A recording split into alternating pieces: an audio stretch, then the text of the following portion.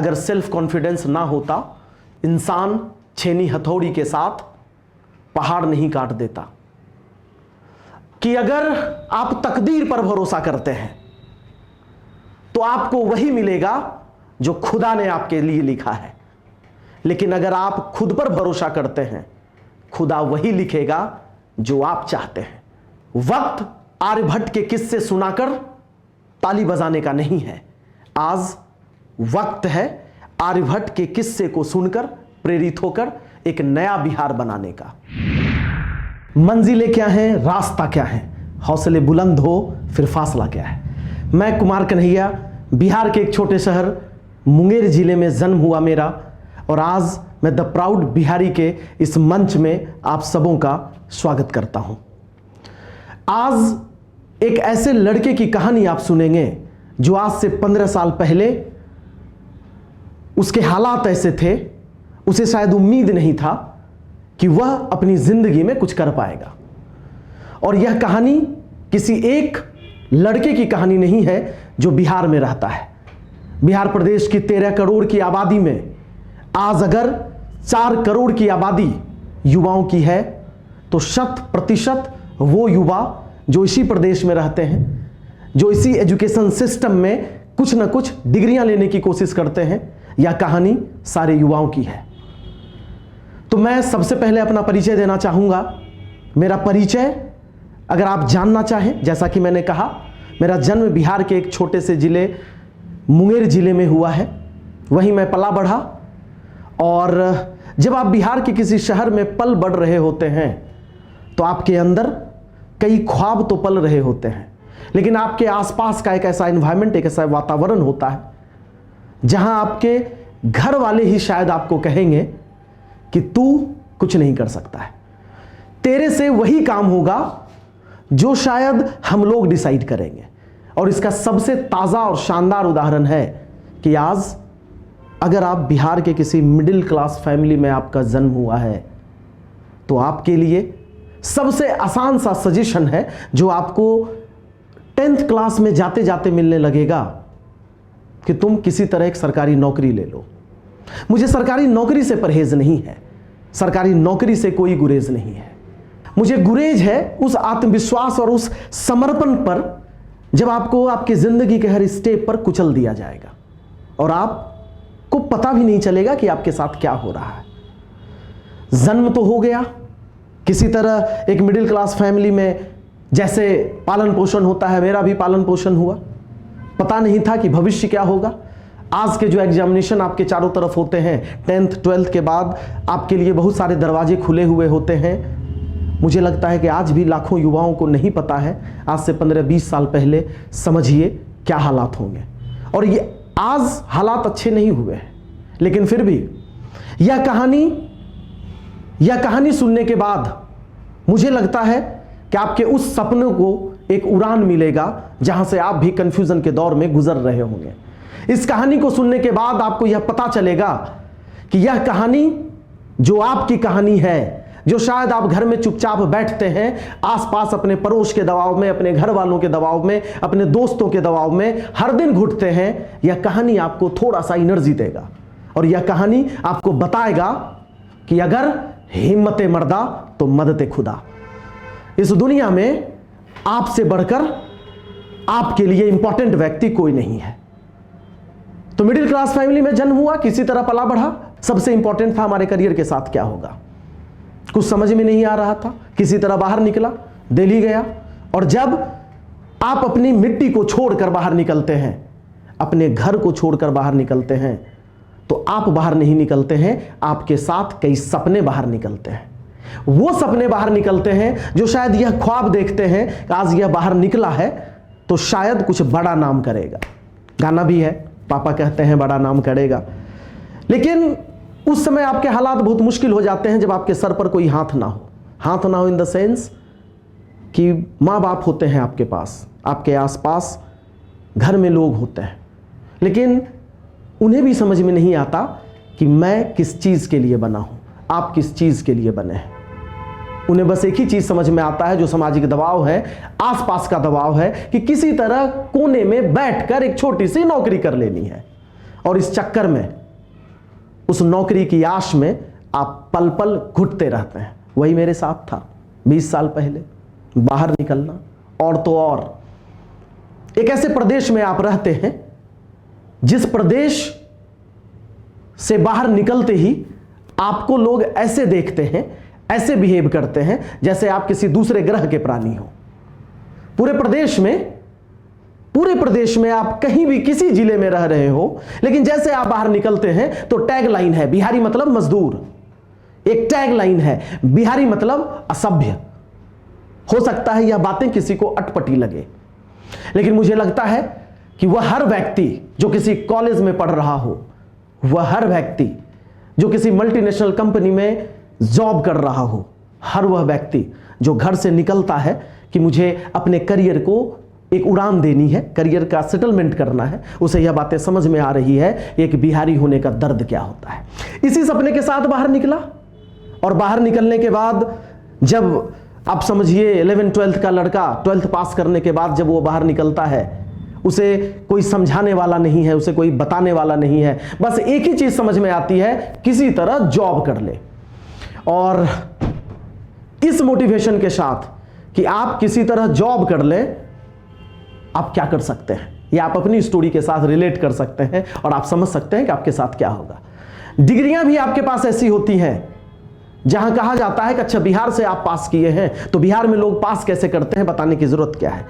इतने डिमोटिवेशन के बाद आपको बड़े शहर में स्टेब्लिश होना होता है, आपकी फाइनेंशियल कंडीशन अच्छी नहीं होती है, आपको पता नहीं होता है कि क्या होना है। और यही स्टोरी थी मेरी। दिल्ली गया, धक्के खाए, इधर उधर धक्के खाए, और जो एक बात समझ में आई वह यह समझ में आई कि अगर आप तकदीर पर भरोसा करते हैं तो आपको वही मिलेगा जो खुदा ने आपके लिए लिखा है, लेकिन अगर आप खुद पर भरोसा करते हैं, खुदा वही लिखेगा जो आप चाहते हैं। यह बात समझ में आई, और इस बात को एक छोटे से शब्द से समझाना चाहता हूं। इस शब्द को कहते हैं सेल्फ कॉन्फिडेंस। मेरा परिचय संघर्ष का परिचय है। मेरा परिचय वह परिचय है कि अगर आप बिहार में रहते हैं, 12th पास करने के बाद आप भी करियर ओरिएंटेड होना चाहते हैं, अपनी जिंदगी के लिए कुछ करना चाहते हैं, तो आप इस स्टोरी को सुनने के बाद थोड़ी एनर्जी आपको मिलेगी, आप में थोड़ी एनर्जी आएगी। मेरी स्टोरी यही थी कि दिल्ली के गलियारों में धक्के खाने के बाद, लगभग 8 साल दिल्ली में रहने के बाद जो बात समझ में आई, जो शब्द समझ में आया, वो शब्द सेल्फ कॉन्फिडेंस। अब वक्त था कि सेल्फ कॉन्फिडेंस का क्या मतलब है, सेल्फ कॉन्फिडेंस कैसे आएगा। इंग्लिश में एक कहावत है, what happens happens for good. अगर आप धर्म में विश्वास करते हैं, धर्मों की धरती है, कहा जाता है कर्म करता जा, फल की चिंता मत कर। शायद यही हुआ, और आज मैं सेल्फ कॉन्फिडेंस की खेती करता हूं। मेरे पास आज 10-12 सालों में हजारों ऐसे बच्चे आए होंगे जिनकी नजरें झुकी हुई, जिनका कॉन्फिडेंस शायद कॉन्फिडेंस के स्केल पर उनका कॉन्फिडेंस लो था, जीरो था, और आज इस पूरे देश ही नहीं बल्कि दुनिया के अलग अलग कोनों में अच्छे पोजीशन में है, अच्छा जॉब कर रहे हैं। शायद उन्हें भी यह भरोसा नहीं था कि कॉन्फिडेंस उनकी जिंदगी में क्या बदलाव ला सकती है। तो मेरा प्रोफेशनल इंट्रोडक्शन है, मैं कॉन्फिडेंस की खेती करता हूं, और बिहारियों को कॉन्फिडेंस कैसे दिया जाए, बिहारियों में कॉन्फिडेंस कैसे लाया जाए, इसके लिए दिन रात मरता हूं। और मैं चाहूंगा कि इस कॉन्फिडेंस की बात आप उस कहानियों के साथ करें जो कहानी सुनते ही आपका जज्बा उस ऊंचाइयों में उड़ान भरने लगता है, जहां आप थोड़े देर के लिए यह समझते हैं कि आप दुनिया में कुछ भी कर सकते हैं। जैसे अगर सेल्फ कॉन्फिडेंस ना होता, इंसान छेनी हथौड़ी के साथ पहाड़ नहीं काट देता। वक्त आर्यभट्ट के किस्से सुनाकर ताली बजाने का नहीं है, आज वक्त है आर्यभट्ट के किस्से को सुनकर प्रेरित होकर एक नया बिहार बनाने का।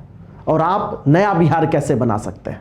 एक ऐसा प्रदेश जो इस पूरे देश को सबसे ज्यादा इंजीनियर्स देता है, एक ऐसा प्रदेश जो इस पूरे देश को सबसे ज्यादा डॉक्टर्स देता है, एक ऐसा प्रदेश जो इस पूरे देश को सबसे ज्यादा सरकारी सेवक देता है, एक ऐसा प्रदेश जहां से आप राजनीति की शुरुआत कर सकते हैं, एक ऐसा प्रदेश जो आज भी 40 सांसद के साथ इस देश में केंद्र सरकार का निर्माण कैसे होगा यह तय करता है। और तो और वह लोग जो लोग यह समझते हैं कि बिहार आज भी पिछड़ा राज्य है, उन्हें यह लाइन सुनने की जरूरत है और ध्यान देने की जरूरत है। पूरे देश में हमारी राजधानी एकमात्र ऐसी राजधानी है जहां के जमीन आपके होश उड़ा देंगे।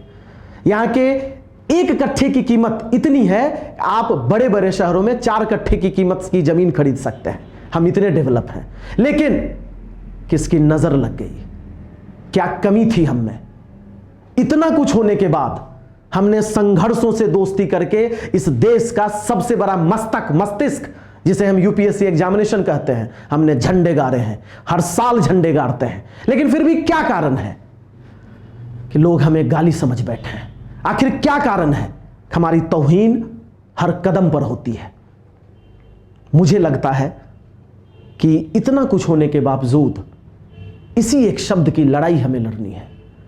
उन सभी विरासतों को, चाहे वो इतिहास की बात आप कर लें, चाहे वो किसी राजनीतिक छवि या राजनीतिक इंसान की बात कर लें, उन सब की बात करते हुए, उनसे प्रेरणा लेते हुए अब वक्त है हम युवाओं को एक नए बिहार का निर्माण करने का। और ये बिहार का निर्माण हम कैसे करेंगे? ये बिहार का निर्माण हम आत्मविश्वास के साथ करेंगे। और ये आत्मविश्वास, मैं बार बार दोहरा रहा हूं, सिर्फ जॉब के लिए इंपॉर्टेंट नहीं है। ये आत्मविश्वास जरूरी है। आप अपने फ्रेंड सर्कल में कैसे बातें करते हैं, आप कैसा बिहेवियर रखते हैं। आप अगर एक कोई छोटा बिजनेस स्टार्ट करने जा रहे हैं तो आत्मविश्वास आपके लिए क्या हेल्प कर सकता है। इसलिए जरूरी है इस सेल्फ कॉन्फिडेंस की बात करने की। एक छोटी सी कहानी है, अगर आप इसको समझ पाए, कि कभी अगर आप प्लांटेशन का आपको शौक होगा, प्लांटेशन करने का कभी शौक होगा, तो कभी फील्ड में एक पेड़ लगाइए, कभी एक छोटे गमले में एक पेड़ लगाइए, कभी एक छोटी शीशी में एक पेड़ लगाइए। आपको क्या लगता है, उसका निर्माण या उसका ग्रोथ वैसा ही होगा जैसे बंधन से आप उसे बांध देंगे। वो गमले में ही रहेगा, वो कई बार लड़ने की कोशिश करेगा, उससे बाहर निकलने की कोशिश करेगा, लेकिन उस गमले के आकार में ही सिमट के रह जाएगा। लेकिन अगर एक खुले मैदान में आप किसी पेड़ को लगाते हैं, उसकी जड़ें इतनी लंबी हो जाएगी, हो सकता है उसे काटने के बाद वर्षों लग जाते हैं उसकी जड़ें निकालने में। अपने दायरा को समझिए। इसी दायरा की बात करने आया हूं जो एक शब्द में सिमट कर रह गया है। इसी शब्द की कहानी है कि 10,000 बार फेल होने के बाद आज यह वीडियो लाइट में बन रहे हैं। जरा 2 मिनट के लिए सोचिए कि अगर वह फेलियर नहीं होता तो लाइट नहीं होता, जिसे हम एडिशन कहते हैं, और अगर एडिशन नहीं होते तो आज हमारी और आपकी लाइफ क्या होती। 2 मिनट के लिए आप सोच कर देखिए। इस शब्द की कहानी है, जिस शब्द को मैं बार बार सेल्फ कॉन्फिडेंस कह रहा हूं। सीधे तौर पर अगर आप एक बिहारी हैं और अगर दुनिया से आप लड़ना चाहते हैं, अपने दायरा को समझिए। अपने उस दायरा को समझिए जिस दायरा को आप सीमित कर चुके हैं, परिवार के दबाव में, अपने पड़ोसी के दबाव में, ऐसे नकारात्मक किस्से में। पंख तो आपको मिल गया है लेकिन आप फरफरा नहीं पा रहे हैं, क्योंकि शायद आप यह मान बैठे हैं कि मेरा जो मालिक है वो मुझे बांध कर गया है। आप अपनी ताकत नहीं पहचान पाए हैं, इसलिए कई बार आप अपने आप को बिना पहचाने एक ऐसे काम में लगे होते हैं जो आपको कभी सफल नहीं बना सकता। आप घुटते हैं, आप मरते हैं, लेकिन सफलता मिल ही नहीं सकती। क्यों? क्योंकि आपका निर्माण तो किसी और चीज के लिए हुआ है। आपने आत्मविश्वास की बात की ही नहीं, अपने अंदर आपने सेल्फ कॉन्फिडेंस की बात की ही नहीं। आप एक जिद पर अड़े रहे, मुझे यही करना है। इतना बोलने का मतलब है सबसे पहला काम आपको यही करना है। मेरी स्टोरी से आपको यही सीखना है, सेल्फ कॉन्फिडेंस। जिंदगी में अगर आपको कुछ करना है, अपनी लाइफ में कुछ करना है, सेल्फ कॉन्फिडेंस पर आपको काम करना है। सेल्फ कॉन्फिडेंस आएगा कैसे? मैं कम्युनिकेशन स्किल्स की ट्रेनिंग देता हूं। तो मेरे लिए तो दो मिनट का काम है आपको सजेस्ट करना कि आज के समय में ग्लोबल बन जाइए। आज के समय में अगर आप कम्युनिकेशन स्किल से थोड़ी सी दोस्ती कर लेते हैं, डिस्कशन की बात करते हैं, डिबेट की बात करते हैं, तो ये शॉर्टकट तरीका है जहां से आप सेल्फ कॉन्फिडेंस गेन कर सकते हैं। लेकिन हो सकता है आप एक छोटा बिजनेस कर रहे हो जहां आपके लिए इंग्लिश जरूरी ना हो सकता है कि आप एक अच्छे कोई कलाकार हो, आर्टिस्ट हो, वहां पर आपके लिए इंग्लिश जरूरी ना हो, लेकिन कम्युनिकेशन स्किल्स तो जरूरी है। लेकिन आपकी पर्सनालिटी तो इंपॉर्टेंट है। अगर आपके अंदर पर्सनालिटी नहीं है, अगर आपके अंदर वो ऊर्जा नहीं है, एनर्जी नहीं है, तो आप खुद को पहचान ही नहीं पाएंगे। और अगर आप खुद को नहीं पहचान पाए तो आपका तकदीर खुदा लिखता रहेगा। जिस दिन आप खुद को पहचान लिए, खुदा वही लिखेगा जो मैं पहले भी कहा, जो आप बनना चाहते हैं। इसलिए जरूरी है आत्मविश्वास अपने अंदर पैदा करने के लिए। एक बार एक व्यक्ति महात्मा बुद्ध के पास गया और कहा, हे मालिक, हमारी जिंदगी क्या है, मेरी जिंदगी का पर्पस क्या है। कई बार हम यह समझ नहीं पाते हैं कि हम क्यों धरती पर पैदा लिए। महात्मा बुद्ध ने उसे एक हीरा दिया और कहा कि जाओ तुम इसकी कीमत मार्केट से पूछ कर आओ। ये कहानी आपने जरूर सुनी होगी, मैं बस रिपीट कर रहा हूं। वो व्यक्ति गया, उस हीरे को वह एक आम विक्रेता के पास लेकर गया और उससे पूछता है कि क्या तुम यह हीरा लेना चाहोगे, और अगर लोगे तो इसकी कीमत क्या होगी। वह आम बेचने वाला गौर से देखा और उस चमचमाते हीरे को देखकर कहा कि मैं इसके बदले तुम्हें 10 आम दे सकता हूं। लेकिन महात्मा बुद्धा ने कहा था कि तुम्हें बेचना नहीं है, सिर्फ इसकी कीमत जाननी है। इसे लेने के बाद वो फिर दूसरे दुकान पर गया। दूसरे दुकान पर जाने के बाद उस दुकानदार ने कहा, इसके बदले मैं तुम्हें 10 कपड़े दे दूंगा। फिर यह देखा, बोला नहीं, और उस दुकान से यह आगे मूव कर गया। इस बार वह एक केले की दुकान पर पहुंचा और वही हीरे के साथ इसने कहा कि आप इस हीरे को खरीद सकते हैं, और अगर खरीदेंगे तो इसकी कीमत क्या देंगे। उस केले वाले ने कहा, इसके बदले मैं तुम्हें 20 दर्जन केले दे सकता हूं। क्योंकि वह हीरा इतना चमक रहा था, उस केले वाले के दिमाग में आया कि कहीं ना कहीं यह हीरा बहुत कीमती है, तो मैं तुम्हें 20 दर्जन केले दे सकता हूं। फिर वहां से लिए वह जाने लगा उस हीरे को लेकर। उस केले वाले ने आवाज लगाई और कहा कि ले लो भैया 20 दर्जन केले, इतना कीमत इसका कोई जौहरी भी नहीं देगा। इसे यह बात हिट कर गई इसके माइंड में, और इसने फैसला किया कि अब मैं इस हीरे को किसी जौहरी के पास लेकर जाऊंगा। और वह किसी शॉप पर पहुंचा जौहरी के पास। एक नजर में देखते ही उस दुकानदार ने कहा, इसकी कीमत मैं तुम्हें 1 लाख रुपये दूंगा। उसने सोचा कि मुझे तो बेचना नहीं है, और वो वापस लौटने लगा। वह दुकानदार फिर दौड़कर उसके पास गया और बोला, इस हीरे की कीमत मैं तुम्हें 10 लाख रुपये दूंगा। लेकिन चूंकि इसे बेचना नहीं था, चूंकि भगवान का आदेश था, महात्मा बुद्धा का आदेश था, आपको बेचना नहीं है। फिर वह आगे बढ़ा। इस बार वह दुकानदार सामने खड़ा हो गया और बोला, 25 लाख रुपये ले लो, लेकिन यह हीरा मुझे दे दो। किसी तरह जान बचाकर वह महात्मा बुद्धा के पास लौट कर आया और महात्मा बुद्ध ने उससे पूछा, कहा, क्या समझे तुम। इससे यही बात समझ में आती है कि तुम्हें अपनी कीमत पहचाननी होगी। नहीं लोग कोई 10 आम से तुम्हारी बात करेंगे, कोई 10 केले से तुम्हारी बात करेंगे, लेकिन जिस दिन तुम्हारी कीमत किसी जौहरी को समझ में आ गई, तुम बेशकीमती हो। और यही हम भूल जाते हैं। कई बार हम अपनी क्षमताओं को एक ऐसे व्यक्ति के पास लेकर जाते हैं जिसकी कीमत लगाने की क्षमता 10 आम की है, जिसकी कीमत लगाने की क्षमता 10 केले के बराबर है, 20 दर्जन केले के बराबर है, और हम निराश हो जाते हैं। बिल्कुल नहीं, समझिए अपनी कीमत को। भगवान ने हर इंसान को उसी तरह भेजा है। यह हमारी और आपकी जिम्मेदारी है, हम कैसे लड़ेंगे। और इस लड़ने के लिए, इस लड़ाई को लड़ने के लिए मैं आपको कीवर्ड्स भी दे चुका हूं। Self confidence. आप एक युवा हैं, एक लड़के हैं, एक लड़की हैं। उस सीन को याद कीजिए कि जब आप घर से बाहर निकलते हैं और आपका कॉन्फिडेंस लो होता है तो आप पर क्या बीतती है। हर उस घटना को याद कीजिए जहां आप कॉन्फिडेंस के कारण अपनी बातों को अच्छी तरह से रख नहीं पाए। कई जगह आप जाने के बाद, चाहे एक छोटा सा बिजनेस हो, छोटा सा मार्केट हो, पढ़ाई हो, एजुकेशन हो, शादी की बात हो, कॉन्फिडेंस के कारण आप अपना बेहतरीन नहीं दे पाए। तो सेल्फ कॉन्फिडेंस की यह कहानी सिर्फ कहानी नहीं है, बल्कि आपको सेल्फ कॉन्फिडेंस कैसे पैदा की जा सकती है आप में, उसकी एक माध्यम है, उसकी एक कहानी है।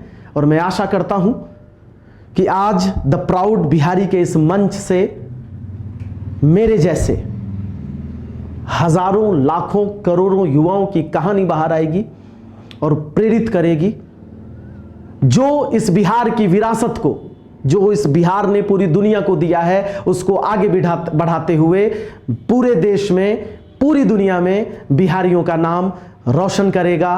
और इस दो पंक्ति के साथ मैं चाहूंगा अपने इस स्पीच को एंड करने का कि हमको मिटा दे जमाने में ये दम नहीं, हमसे जमाना खुद है, जमाने से हम नहीं।